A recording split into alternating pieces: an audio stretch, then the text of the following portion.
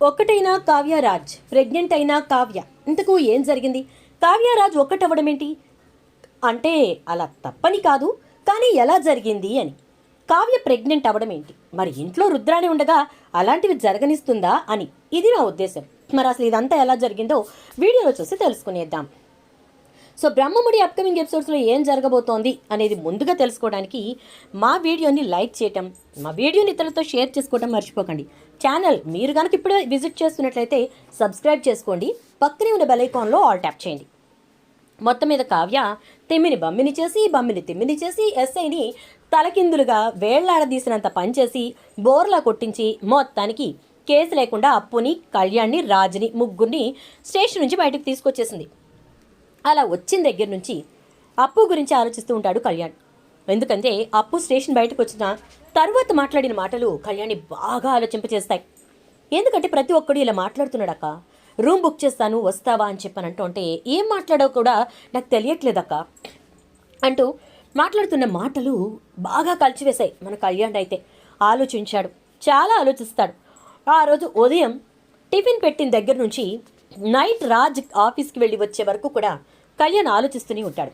కళ్యాణ్ అసలు ఏం ఆలోచిస్తున్నావురా, ఏం జరిగింది నీకు అని చెప్పి రాజ్ అడిగేసరికి, అప్పుకి నా వల్ల అన్యాయం జరిగిందన్నయ్య, సో అప్పుకి నేను న్యాయం చేయాలి, ఖచ్చితంగా న్యాయం చేసి తీరాలి అని చెప్పని కళ్యాణ్ అంటాడు. ఆ మాటలతో రాజ్ అయితే ఏం మాట్లాడుతున్నావురా, నువ్వు న్యాయం చెయ్యాలి అంటే వాళ్ళ ఇంటికి వెళ్తే తలుపులు వేశారు, మన ఇంటికి అప్పుని రావద్దన్నారు, నువ్వేం చేయగలవు చెప్పు, అప్పు విషయంలో నువ్వెలా న్యాయం చేయగలవు అని అనగానే, అనామిక చేసిన పని వల్ల అప్పు ఇప్పుడు ప్రతి ఒక్కరితోనూ మాటలు పడుతోంది, అందరితోటి అనిపించుకుంటోంది. ఇదంతా నువ్వు ఆలోచించావానయా అని చెప్పి అంటాడు కళ్యాణ్. అయితే నేను కాదనరా, నువ్వు అంటుంది వాస్తవమే, దాన్ని నేను తప్పుపట్టను, బట్ కానీ అప్పు విషయంలో నువ్వు అతిగా ఆలోచించి ఇబ్బంది పడకు, అర్థమైందా అని చెప్పి చెప్తాడు. ఇక అలా అయిపోయిన తర్వాత రాజ్ గదిలోకి వెళ్ళాక కావ్య గోరింటాకు తీసుకొచ్చి చక్కగా కూర్చోపెట్టి రాజ్ చేత గోరింటాకు పెట్టించుకుంది. గోరింటాకుతో పాటు మురిపాలు ముద్దులు కూడా రాజ్కి పంచింది. రాజుని ఎక్కడికో తీసుకెళ్ళిపోయింది. ఒక్కసారిగా ఫోన్ మోగడంతో ఇద్దరూ ఈ లోకంలోకి వస్తారు. ఇక ఆ తర్వాత ఇంట్లో వాళ్ళంతా కూడా కళ్యాణ్ గురించి ఆలోచిస్తుంటే కావ్య దగ్గరికి వచ్చినటువంటి ఇందిరాదేవి ఇంకా అపర్ణ ఎంతసేపు వాళ్ళ సమస్యలు వీళ్ళ సమస్యలు, ఇవేనా కావ్య, నీ కాపురం నీకు పట్టదా, నీ సంసారం నీకు పట్టదా, పెళ్లి చేసుకున్నందుకు నీ కాపురం పండాలి, నీ కడుపు పండాలి, పండంటి మనవడో మనవరాలో మాకు రావాలి, ఇది మా ఆశ, నీ జీవితానికి సార్థకత అప్పుడు ఏర్పడుతుంది కావ్య, మీరు ఇప్పటి వరకు చేసిన త్యాగాలు ఆలోచించిన ఆలోచనలు చాలు, మేము చూసుకుంటాం, ఇక మీ పని మీరు కానివ్వండి అంటుంది అపర్ణ. సిగ్గుపడుతూ కూడా తలదించుకుని కావ్య వెళ్ళిపోతుంది. రాజ్ కావ్య ఇద్దరు ఒకేసారి గదిలోకి వెళ్ళడంతో లోపలికి వెళ్తున్నటువంటి కావ్యరాజ్ ఇద్దరు ఒకరికొకరు ఎదురుపడతారు. ఒకరు కళ్ళల్లోకి ఒకరు చూసుకుంటూ అలా లోపలికి వెళ్తారు. తలుపు గడియ పెడుతుంది కావ్య. ఈలోపు బాబుగాడు ఏడవడంతో వాడిని సంధాయించి ఇక కావ్య మంచం మీదకి రావడానికి చాలా టైం పడుతుంది. రాజ్ ఎందుకో చాలా చాలా ఈగర్గా ఆ రోజు కావ్య కోసం వెయిట్ చేస్తూ ఉంటాడు. తన మనసులో కూడా ఇకపై కావ్యని తన జీవిత భాగస్వామిగా అంగీకరించాలి అనే ఆలోచన వచ్చేస్తుంది. పిల్లాన్ని పడుకోబెట్టి కావ్య మంచం మీద కూర్చుని ఆలోచిస్తూ ఉంటే ఇక రాజ్ నిదానంగా సుతారంగా వచ్చి కావ్య వీపు మీద తన మునివేళ్లతో స్పర్శించేసరికి ఆ స్పర్శకు ఒక్కసారిగా కావ్య తన మనస్సులో నుంచి వస్తున్న సంతోషాన్ని తట్టుకోలేక కళ్ళల్లో నీళ్లు పెట్టుకుంటుంది. ఏమైంది, ఎందుకలా ఏడుస్తున్నావు అనగానే, ఇది ఏడుపు కాదు, ఆనంద బాష్పాలు.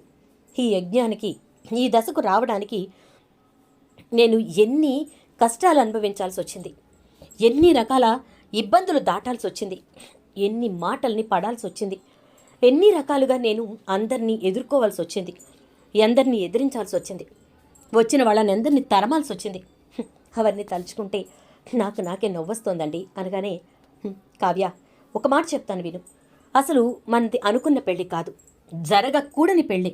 ఎందుకంటే బద్ధ శత్రువులం మనం. ఒకరిని చూస్తే ఒకరికి చిర్రెత్తుకొచ్చేంత కోపం, ఒకరి ముఖం ఒకరిని చూడాలంటే అసలు పట్టనలవిగానంత ద్వేషం, ఉక్రోషం. అలాంటి మనం ఒక్కటవుతామని అనుకున్నామా చెప్పు? అసలు ఆ రోజు నువ్వు పెళ్ళొద్దు అని వెళ్ళిపోతుంటే నా మనసు ఎవరో లాక్కుపోయినట్టు అనిపించింది. అదేంటో నాకు అర్థం కాలేదు. నేను ప్రేమించింది స్వప్నదైనా నా మనస్సులో నువ్వెప్పుడు దూరావో, ఎప్పుడు గూడు కట్టుకున్నావో ఆ గుడిలో నిన్ను నేను ఎప్పుడు ఆరాధించడం మొదలుపెట్టానో కూడా నాకు తెలియలేదు. పంతానికైనా నిన్ను పెళ్లి చేసుకు తీరాలి అనుకున్నాను. అందుకే ఈ పెళ్లి నాకిష్టమే, నేను చేసుకుంటానని నిన్ను వెళ్ళనివ్వకుండా నా జీవితంలో కట్టిపాడేశాను.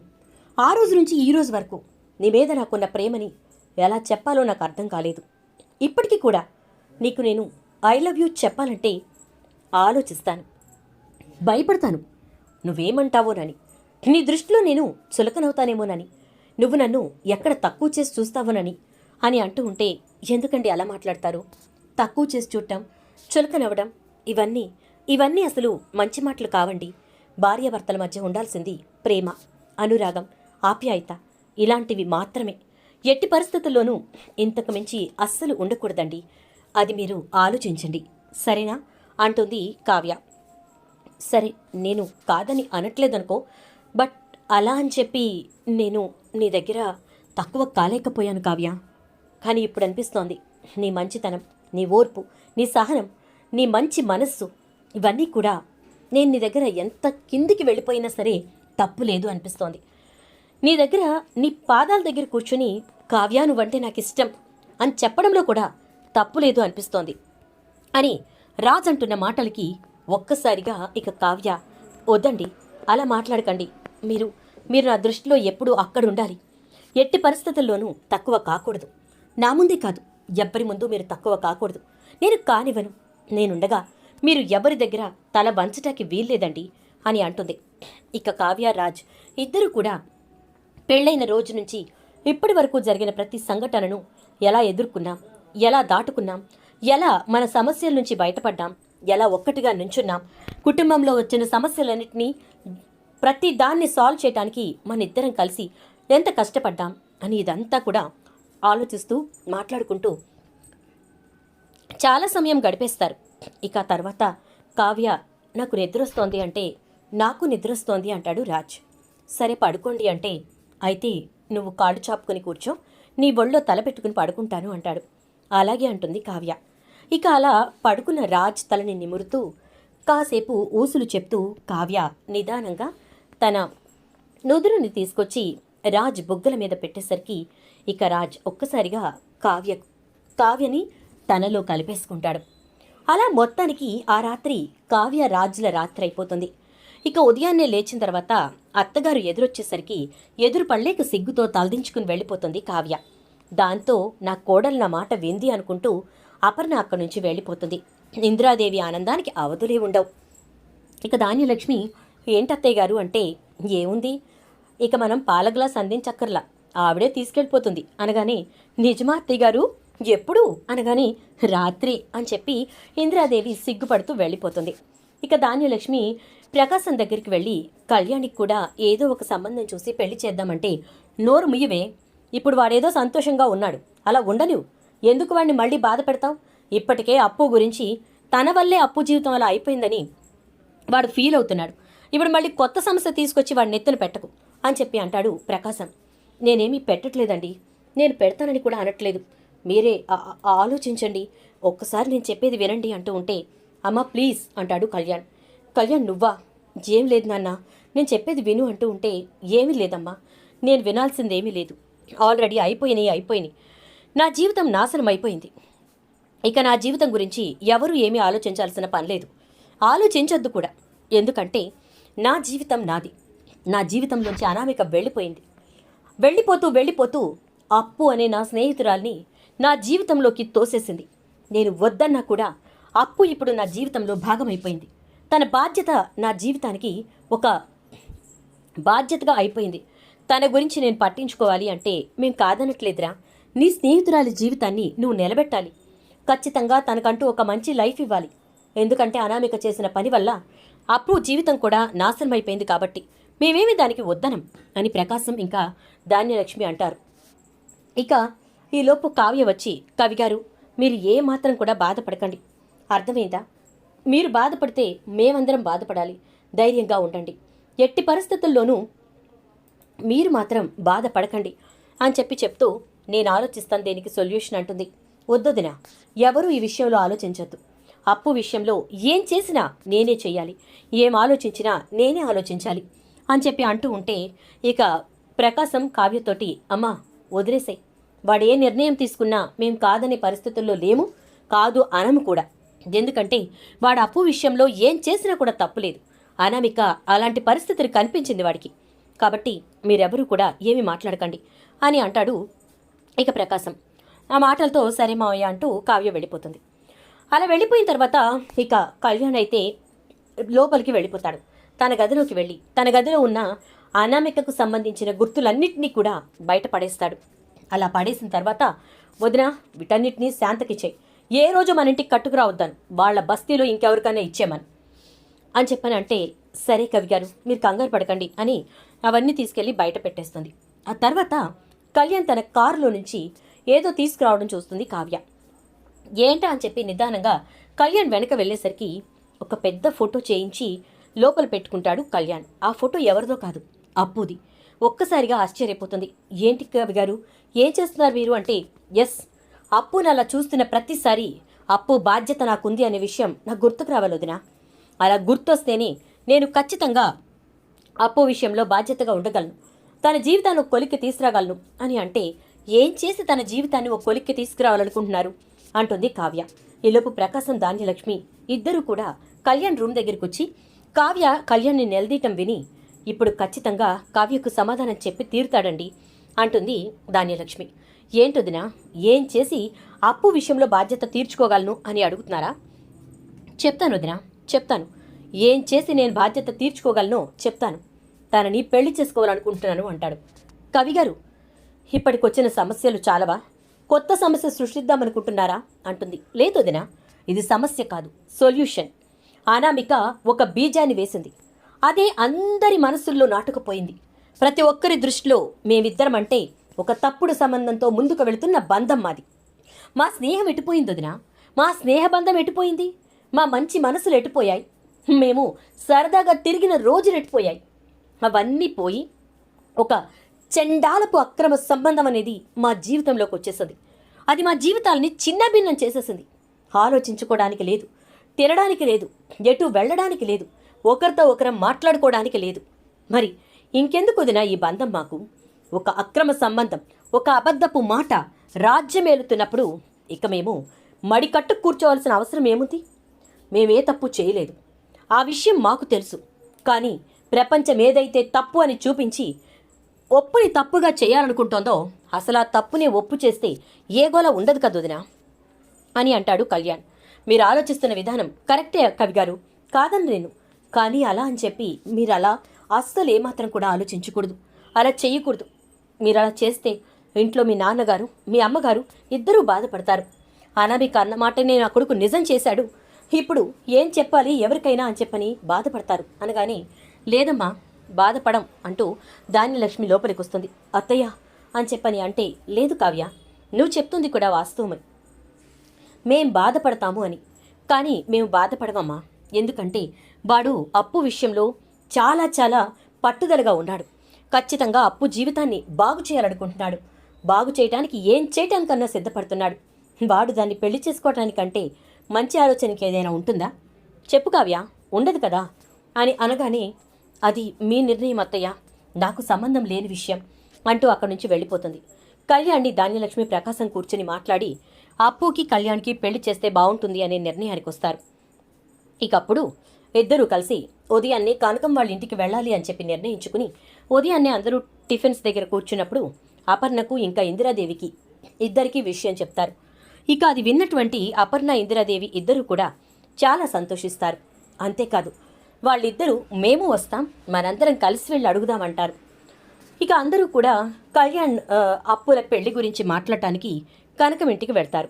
అలా వెళ్ళేసరికి కనకం అందరినీ చూసి, రండి రండి కూర్చోండి అని చెప్పని అంటే, పర్వాలేదు ఈ బొమ్మలు చేసే దగ్గరే కూర్చుంటాం అని చెప్పి అనగానే, అయ్యో అలా వద్దమ్మా లోపలికి రండి అని చెప్పి గబగబా లోపలికి తీసుకెళ్తుంది. ఇక అప్పుడు కారులో నుంచి ఒక్కొక్కటి తీసుకొచ్చి అక్కడ పెడతారు. అదంతా చూసి కనకం ఆశ్చర్యపోతుంది. చుట్టుపక్కల వాళ్ళంతా చూసేలాగా తాంబూలాలన్నీ తీసుకొస్తుంది అపర్ణ ధాన్యలక్ష్మి ఇద్దరు కూడా. ఇక అక్కడ పెట్టాక వెనక కారులో మగవాళ్ళంతా వస్తారు. ఇక ఒక్కొక్కరుగా వస్తున్న అందరినీ చూసి కనకం ఆశ్చర్యపోతుంది. ఏంటమ్మా ఇదంతా అంటే, అన్నయ్య గారు లేరా వదినా అంటుంది అపర్ణ. ఒక్కసారిగా షాక్ అయిపోతుంది కనకం. నన్ను వదిన అంటూ మా ఆయన్ని అన్నయ్య గారు అంటున్నారా అనుకుంటూ "ఆ, ఆ, ఆ, ఉన్నారు ఉన్నారమ్మా" అంటూ "ఏమయ్యో ఇట్రా" అని పిలుస్తుంది. కృష్ణమూర్తి కూడా వచ్చి "ఏంటి ఏమైంది" అని చెప్పని అనగానే "ఈ నిన్ను ఆ అన్నయ్య గారు లేరా అని వదిన గారు అడిగారు" అంటే "ఏం అపర్ణ చెప్పమ్మా" అని చెప్పని అంటే "అన్నయ్య గారు మా ఇంటి పిల్లాడికి మీ ఇంటి పిల్లని అడగడానికి వచ్చాం" అంటుంది. ఒక్కసారిగా షాక్ అయిపోతుంది కనకం. "ఏం మాట్లాడుతున్నావండి? మీరేం మాట్లాడుతున్నారో నాకు అర్థం కావట్లేదు" అనగానే నిజమే నిజమే మాట్లాడుతున్నాను. మా ఇంటి పిల్లాడికి మీ ఇంటి పిల్లనివ్వమని అడగడానికి వచ్చాను" అంటుంది. ఇక అలా అనేసరికి అప్పుడు వివరం అడిగి నిజం తెలుసుకుని ఒక్కసారిగా కనకం షాక్ అవుతుంది. మొత్తానికి అందరూ ఒప్పుకోవడం, తాంబూలాలు అయిపోవడం, ఇక నిస్తార్థాలు పెట్టేసుకున్నారు కాబట్టి ఎంగేజ్మెంట్కి డేట్ ఫిక్స్ చేసుకుంటారు. ఒక నెల రోజుల్లో పెట్టుకుందాం అనుకుంటారు. ఎందుకంటే అంగరంగ వైభవంగా చేసి అనామిక మొఖాన కొట్టినట్టుగా ఈ పెళ్లి చేయాలనుకుంటారు. సో ఆ ఏర్పాట్లలో ఉంటారు. అందరూ కూడా చాలా హ్యాపీగా ఉంటారు. ఇక ఏ రోజైతే ఎంగేజ్మెంట్ అనుకున్నారో ఆ రోజు అన్ని పనులు చేస్తూ హడావిడిగా తిరుగుతూ ఉంటుంది కావ్య. అలా తిరుగుతున్నటువంటి కావ్య సడన్గా ఉన్నట్టుండి కళ్ళు తిరిగి పడిపోతుంది. ఒక్కసారిగా అందరూ కంగారు పడిపోతారు. "ఏమైంది కావ్యకి" అంటూ గబగబా పరిగెత్తుకుంటూ వస్తారు. చుట్టూ చూసేసరికి ఎవరూ కూడా కావ్యకి ఏమైందో చెప్పలేని పరిస్థితుల్లో ఉండేసరికి ఇహ గబగబా ఎంగేజ్మెంట్కి వచ్చిన డాక్టర్ వచ్చి "మీరెవరు కంగారు పడకండి, నేను చూస్తాను" అని చెప్పి గబగబా కావ్యాన్ని చెకప్ చేసి "మొత్తానికి మీ కోడలు పని పెట్టింది కదండి అపర్ణాదేవి గారు" అంటూ ఉంటే "పని పెట్టిందా? మళ్ళీ ఏం చేసింది?" "తినలేదు. ఈ మధ్య ఎంత తినమని చెప్పినా తినకుండా కూర్చుంది.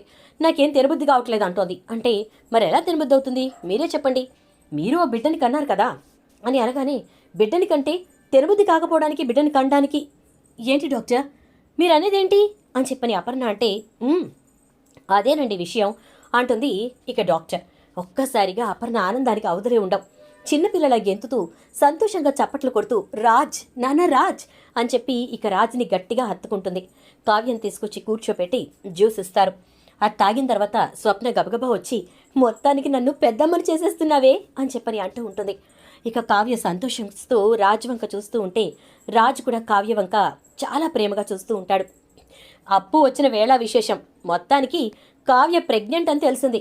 ఇంతకంటే శుభసూచకం ఏంటి? కానివ్వండి కానివ్వండి ఎంగేజ్మెంట్ అంటాడు ప్రకాశం అయితే. ఇక ఎంగేజ్మెంట్ అంతా కూడా జరిగిపోతూ ఉంటుంది. అందరూ చాలా హ్యాపీ. వచ్చిన వాళ్ళంతా భోంచేసుకుంటారు.